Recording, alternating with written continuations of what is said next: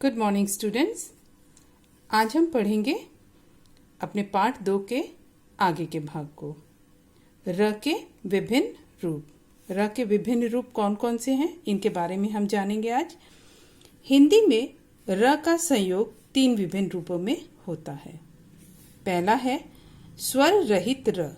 रहित का अर्थ होता है के बिना, स्वर के बिना र, यानी कि र आधा, र में से अ बाहर। ठीक, जब र आधा होता है अर्थात जब इसके नीचे हलंत लगा होता है तो यह वर्ण के ऊपर लगता है। जब र आधा होता है, देखो यहाँ पे ये जो है इस वर्ण के ऊपर ये र लगा है, यानी कि ये र आधा है। तो जब र आधा होता है यानी कि उसके नीचे हलंत लगा होता है तो वर्ण के ऊपर लग जाता है ये र। आधा र जिस वर्ण के ऊपर लगता है उसका उच्चारण र के बाद किया जाता है। जिस भी वर्ण के ऊपर र लगा होता है उस वर्ण का उच्चारण र के बाद करते हैं। जैसे स्व र और फिर ग, स्वर्ग। र की आवाज ग से पहले आई ना, तो आधा र जिस वर्ण के ऊपर लगता है उसका उच्चारण र के बाद किया जाता है। स्वर्ग शब्द में आधा र का उच्चारण ग से पहले होगा।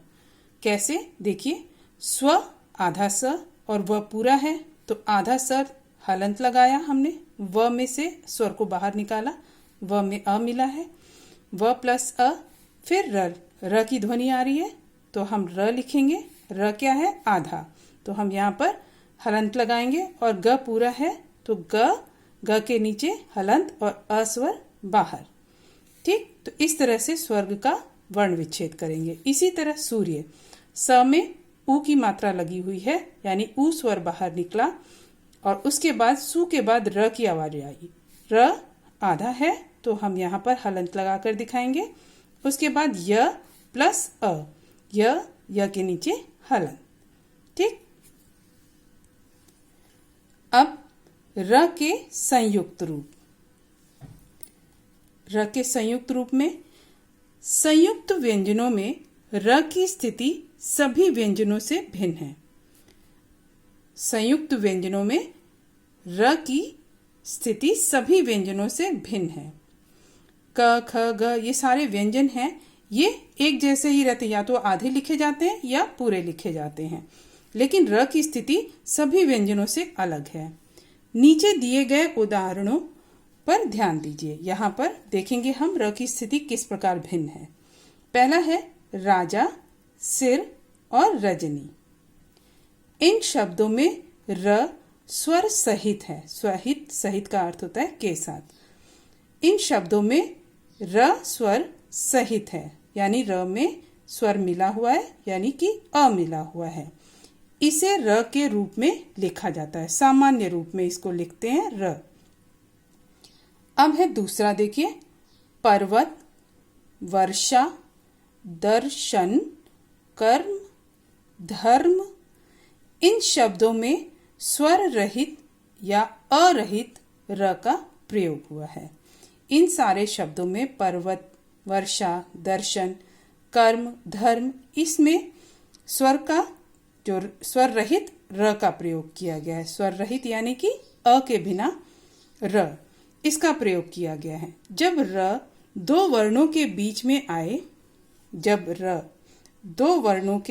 आए, इन दोनों वर्ण के बीच में पर्वत, र प और व के बीच में आ रहा है, तो जब र दो वर्णों के बीच में आए तो उसे अगले व्यंजन के ऊपर लगाया जाता है। जब दो व्यंजन के बीच में अगर र आ रहा है तो अगले व्यंजन के ऊपर हम र को लगाते हैं और उसका उच्चारण इस वर्ण से, इस व्यंजन से पहले करते हैं। ठीक, उसका उच्चारण पहले होता है। र का उच्चारण उस व्यंजन से पहले होता है जिसके ऊपर र लगा होता है। स्वर रहित र, जो स्वर रहित र होता है उसको रेफ कहते हैं, रेफ।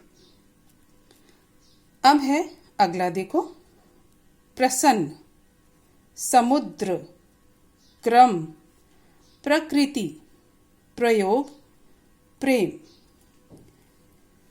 इन शब्दों में स्वर सहित र का प्रयोग हुआ है। इन सारे शब्दों में प्रसन्न, समुद्र, क्रम, प्रकृति, प्रयोग, प्रेम, इन सब में र का प्रयोग किस तरह से हुआ है? स्वर सहित। ये स्वर सहित का मतलब ये र पूरे हैं, इसमें अ मिला हुआ है, लेकिन ये नीचे, ये व्यंजन के नीचे पैरों में है। सबके पैरों में ये इस र का प्रयोग सबके पैरों में हुआ है, नीचे की ओर। तो इन शब्दों में स्वर सहित र का प्रयोग हुआ है। जब कोई स्वर सहित व्यंजन स्वर रहित व्यंजन स्वर सहित र के साथ जोड़ना हो तो र को उस व्यंजन के पैरों में यानी पदेन के रूप में लगाया जाता है। जब कोई स्वर रहित व्यंजन, ये स्वर रहित व्यंजन है यानी कि प आधा है इसमें, ठीक है, ये व्यंजन आधा है, प आधा है।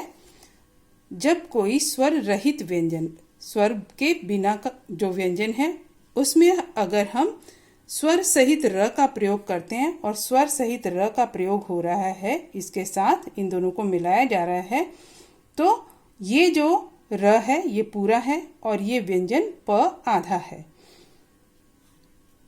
तो र को उस व्यंजन के पैरों में पदेन के रूप में लगाया जाता है, ठीक है। तो ये सब जैसे ये सारे ये शब्द है प्रसन्न, समुद्र, क आधा है, र पूरा है, फिर म, क्रम, प्रकृति, प्रयोग, प्रेम, ठीक। अब अगला घ, ड्रम, राष्ट्र, ट्रक, ट्रेन। अब इन शब्दों में देखिए, इन शब्दों में स्वर सहित यानी असहित र का प्रयोग हुआ है। पीछे हमने देखा था जो व्यंजन थे उनके नीचे ये पदेन के रूप में इस तरह से र का प्रयोग हुआ है। यहाँ पर र का प्रयोग इस तरह से हुआ है। ये ड्रम, ट्रक, राष्ट्र, ट्रक, ट्रेन, ठीक। इन शब्दों में स्वर सहित यानी कि असहित र का प्रयोग हुआ है। ट, ठ, ड और ढ जब हलंत रूप में र के साथ संयुक्त होते हैं तो र को पदेन के रूप में इस तरह से लिखा जाता है। जब इन व्यंजनों में ट, ठ, ड, ढ इनमें र का प्रयोग होता है, ये व्यंजन आधे होते हैं और र पूरा होता है, तो इनका प्रयोग इस तरह से लिखा जाता है। ट्र, ड के नीचे इस तरह से ड्र। कई बच्चे जो है द के नीचे इस तरह से प्रयोग में इस र का प्रयोग करते हैं, ये गलत है। कभी भी द के नीचे इस तरह से प्रयोग नहीं किया जाता। द के नीचे पदेन हमेशा इस तरह से लगता है, ठीक।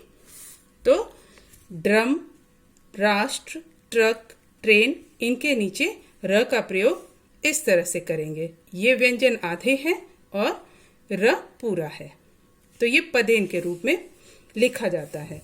अब है परिश्रम, श्रमिक, श्रम, अश्रु। इन शब्दों में असहित र का प्रयोग हुआ है यानी स्वर सहित।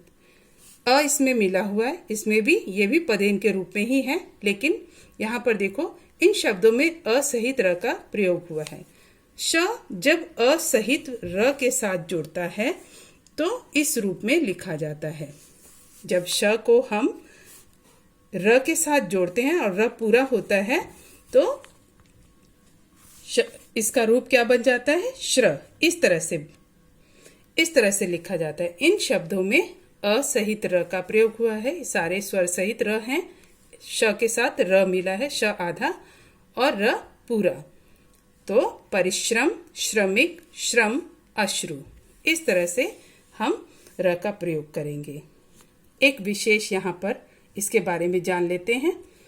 यदि र की रेफ मात्रा इस तरह से हो, र की रेफ मात्रा के बाद का वर्ण भी आधा हो, तो ये जो मात्रा है, इस तरह की रेफ मात्रा जो है उसके बाद वाले वर्ण पर लगेगी। जो पूरी होगी उसके बाद उसी पर लगेगी। आधे वाले वर्ण पर कभी भी रेफ की मात्रा नहीं लगती है। रेफ जो है सदैव पूर्ण व्यंजन होना चाहिए उसके ऊपर, क्योंकि रेफ अपने आप में ही एक आधा है, आधा र है। ठीक। अब जैसे ये लिखा है वत्सर्य, ये लिखा है वर्त्स्य, वर्त्स्य, र की आवाज व के बाद आ रही है, फिर त आधा स और य, वर्त्स्य। इसमें र, त और स, ये र ये भी आधा, त भी आधा और स भी आधा, तो तीनों वर्ण आधे हैं। आधे र की ध्वनि चूंकि व के तुरंत बाद निकलती है, व के तुरंत बाद र की आवाज आती है, वर्त्स्य। अतः इसे त के ऊपर लगना चाहिए। वही व की ध्वनि जो है, र की ध्वनि व के तुरंत बाद आ रही है तो त के ऊपर लगना चाहिए, लेकिन त के ऊपर नहीं लगा। कहाँ लगा है? वो य के ऊपर लगा है। तो इससे स्पष्ट है कि ये जो आधा र है किसी भी आधे वर्ण के ऊपर नहीं लगता। ठीक है, तो आज हम यहीं तक अपना काम करेंगे। आगे के पाठ को हम अगली वीडियो में जानेंगे।